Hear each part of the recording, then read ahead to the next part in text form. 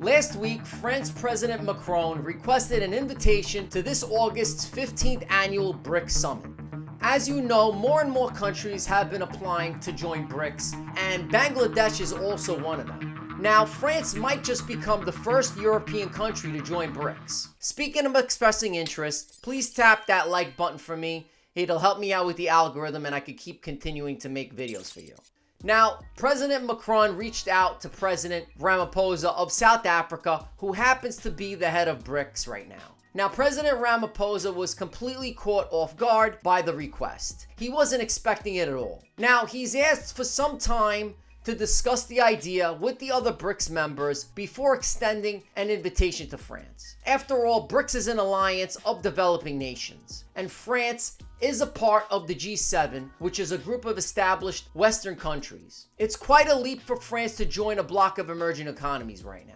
Now, it's a bit puzzling because it looks like they're trying to cozy up to other countries in the global south. And as you know, these nations with lots of natural resources and a lot of pull. And they're finding reasons to team up with them, or so the French news outlet says. But here's the kicker. Pretoria, the capital of South Africa, does not seem too keen on this idea. They're not fully committed, and we're not sure if they'll invite other international leaders to join them. And it doesn't sound like a warm welcome. Now, also, Macron doesn't exactly have a great relationship with the founding members of the BRICS bloc.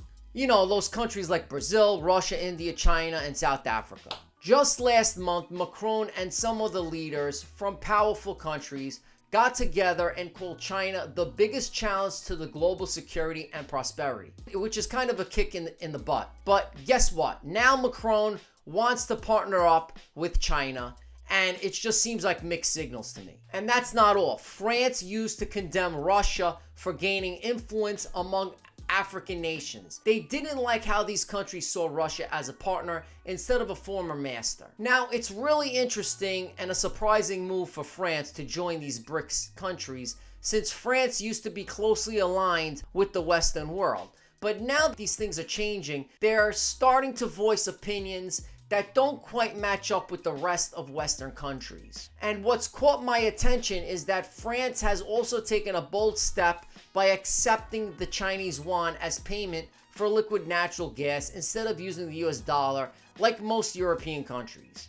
Now, I can't believe it, but it's the first time in recent history that European countries have chosen not to rely on the US dollar for such transactions. And France is now calling on the European Union to reduce its dependence on the US dollar altogether. Now, they want to avoid certain risks that come with relying too heavily on a single currency, and it's a surprising move, which that's what I think. But what's more even surprising is what Macron said next. He mentioned that France and Europe shouldn't get caught up in crises that are not really their own. And he was referring to the debt crisis in the United States, which is something that people here don't really talk about anymore. And it's as if they think it doesn't exist. Now, there's also a lot of other issues involving China and the United States that he brought up. Now, Macron recently gave an interview and he was talking about this idea called strategic autonomy for Europe. And this is basically a theory that is all about making Europe a powerful force on its own,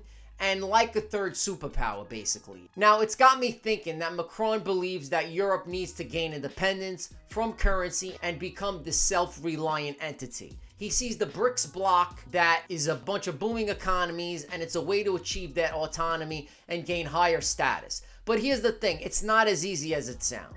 And right now, imagining Europe as a third superpower is quite challenging, because right now, if you just look at Germany, it's the biggest economy in Europe, and they're facing some tough times. And it's entering a recession and openly admitting that they need cheap gas to revive their manufacturing sector.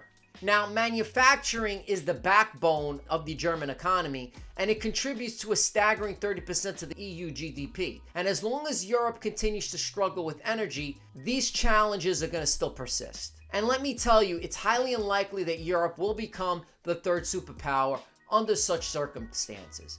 But how does China view these concepts? Well, from what I've seen, their leader actually supports the idea of Europe having some sort of level of independence, and it's not just about politics or anything. But they believe that it's beneficial for Europe to have its own autonomy. And here's an interesting tidbit. Belarus is quite keen on this opportunity as well, especially because they believe that they have strong ties with Russia and one of the founding members of the bloc. And let me explain why Belarus is so interested. It's one of the major advantages for them is that there'd be an absolute no restrictions when it comes to cross-border trade. Just imagine how it would open up a world of opportunities for them. Currently, Belarus is somewhat isolated, but this membership would change everything for them. In fact, President Lukashenko of Belarus mentioned that they should strive for a union without any barriers or restrictions. He believes in a fundamental principle to build a strong union, and they want to achieve this goal as soon as possible. Now, the BRICS bloc primarily focuses on economic and finances.